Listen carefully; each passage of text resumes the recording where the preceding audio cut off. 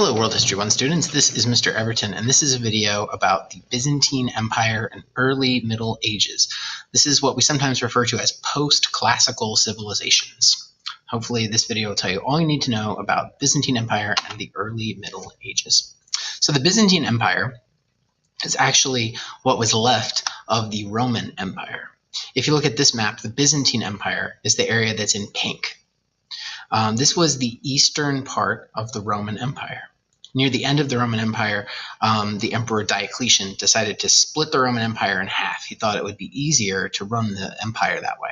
And so he moved the capital, actually the Emperor Constantine moved the capital of the Roman Empire to Constantinople, which is located right there. And so then later, the western part of the Roman Empire fell apart completely. And what was left was the Byzantine Empire with the capital at Constantinople. Constantinople is strategically located at a little land bridge you can see right here on this map, which is a natural crossroads of trade. I'm going to go back here really quickly. You can see where Constantinople is located. It's right near the Dardanelles that connect the Black Sea and the Aegean Sea. And it's also where Asia Minor connects to Europe.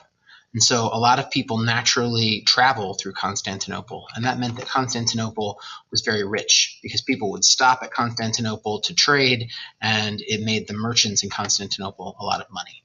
And here's a closer picture of Constantinople.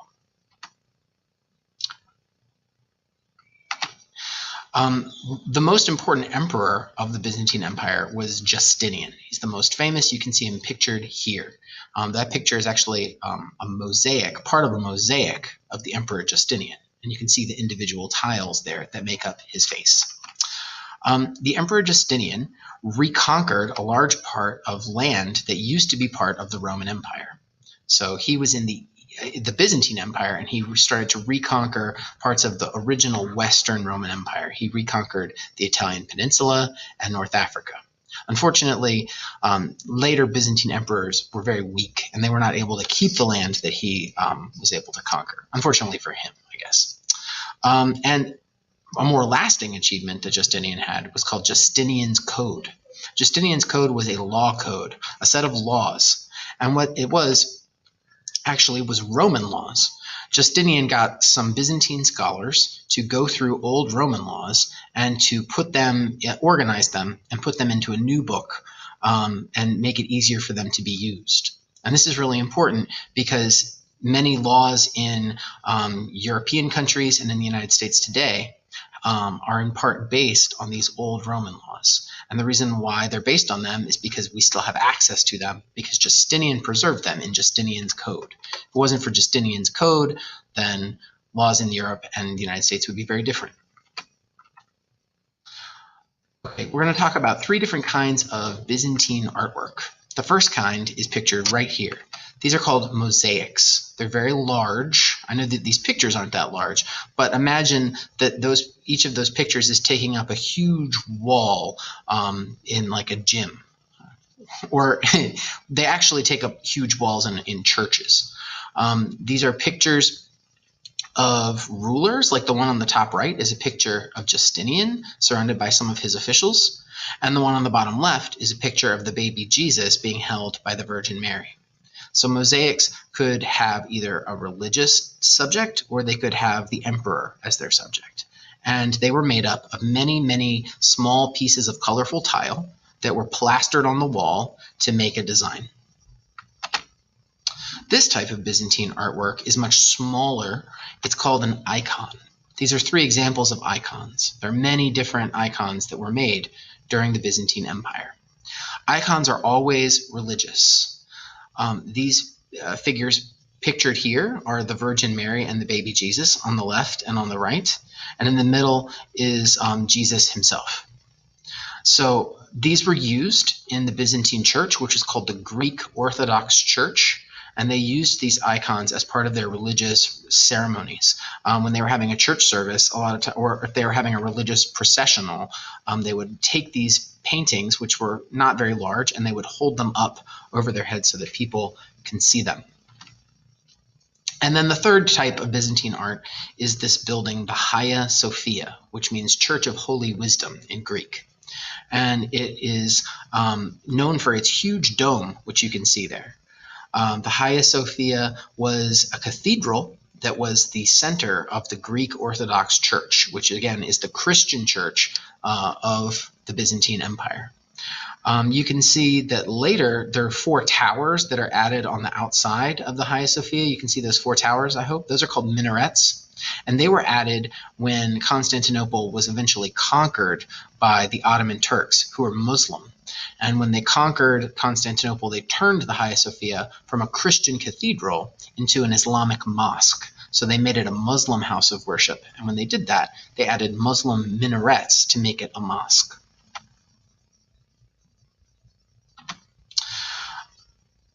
So after Rome fell, Europe was Christian. Christianity had spread throughout Europe. It had spread throughout the western part of the Roman Empire and also throughout the eastern part of the Roman Empire. Gradually, the western side, the Christianity in Western Europe changed, and Christianity in Eastern Europe also changed, and they became different from each other.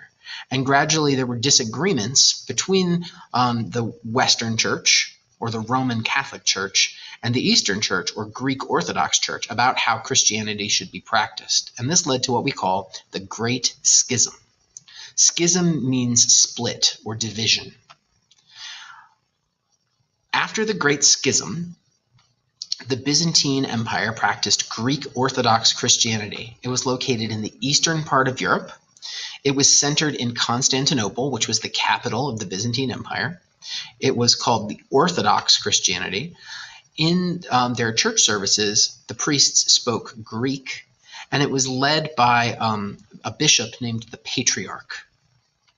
In the western part of Europe, Christianity became Roman Catholic Christianity. It was centered in the city of Rome, which was the center of the old Roman Empire. The priests during church services spoke Latin, and the leader of the Catholic Church was the Pope. Another important difference is that in the Roman Catholic Church, priests were expected to be celibate, which means that they never got married and that they never had sex.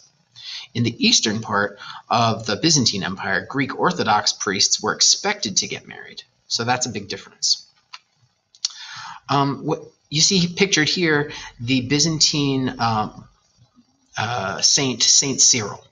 Saint Cyril was a missionary. A missionary is somebody who spreads religion to new places. Saint Cyril spread Greek Orthodox Christianity throughout Eastern Europe. He converted a group of Eastern Europeans called the Slavs he converted them to Greek Orthodox Christianity.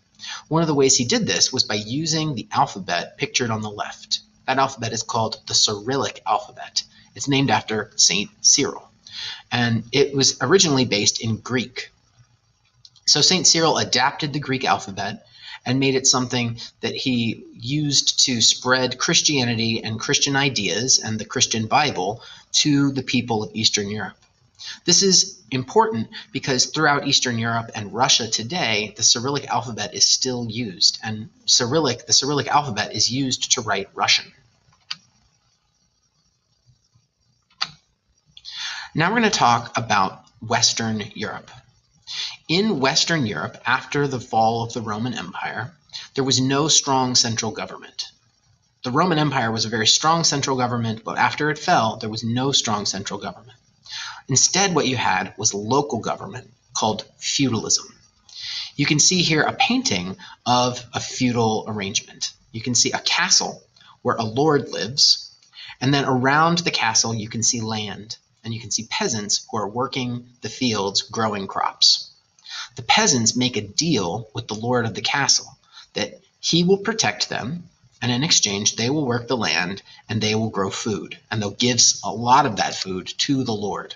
So they have a deal. The peasants get protected in exchange for working the land and growing food. And that's the basis of feudalism, is loyalty and making an oath and keeping your word. Here you have a diagram of feudalism in Western Europe. The land was called a fief. F-I-E-F is pronounced fief.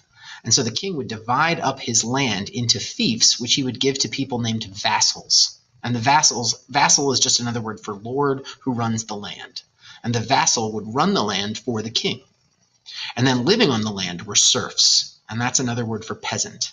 And the peasants would work the land for the vassals and grow food. And so the vassals had an arrangement with the king where they got land in exchange for fighting for him if the king needed them.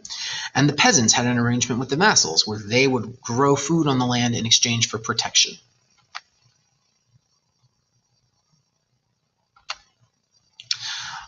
There was a really important group of people living in Western Europe during the Middle Ages called the Franks. The Franks were a Germanic tribe. A couple of the Franks that you need to know are Charles Martel. Charles is the first one. Sorry. There'll be another one in a second. You can see him. Charles Martel, his last name Martel actually means the hammer.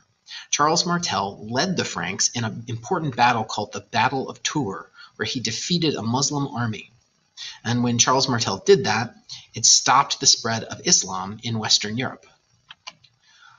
The person you see below is another Frank who's actually, I believe, the grandson of Charles Martel, and his name is Charlemagne, which means Charles the Great. Charlemagne was appointed Holy Roman Emperor by the Pope. He fought many battles and created an empire, and then made a deal with the Pope where the Pope gave him this title, Holy Roman Emperor, in exchange for protecting the Pope who needed an army.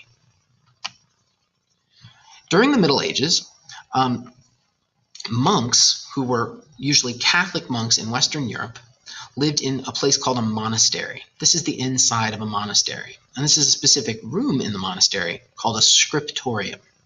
These monks are writing down ancient Greek and Roman texts. Ancient Greek and Roman books are being copied in Latin, and this is preserving ancient Greek and Roman learning.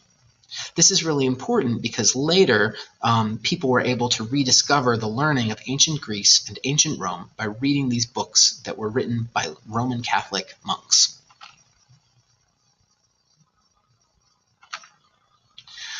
Finally, I want to talk about a number of invasions in Europe during the Middle Ages. These invaders helped to strengthen the feudal system. When invasions would happen, it would make people feel unsafe, and they would turn to their local lord for protection. And so it helped to strengthen the feudal system. One group that invaded was the Angles, and another group were the Saxons. And they both invaded the British Isles and settled in the British Isles. People who live in England today are descendants of the Angles and the Saxons. Another group that invaded were the Vikings. They came from Scandinavia, and they attacked all over Northern Europe before settling in Russia.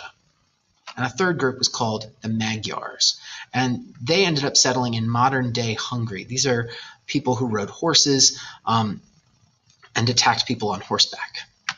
Here's a map of those invasions.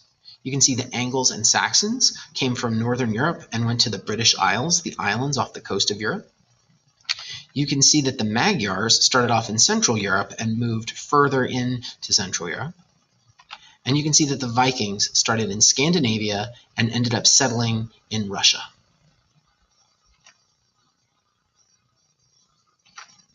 Thanks very much for watching. This is a list of all the topics that we discussed. I hope this video was helpful for you. I'll talk to you next time.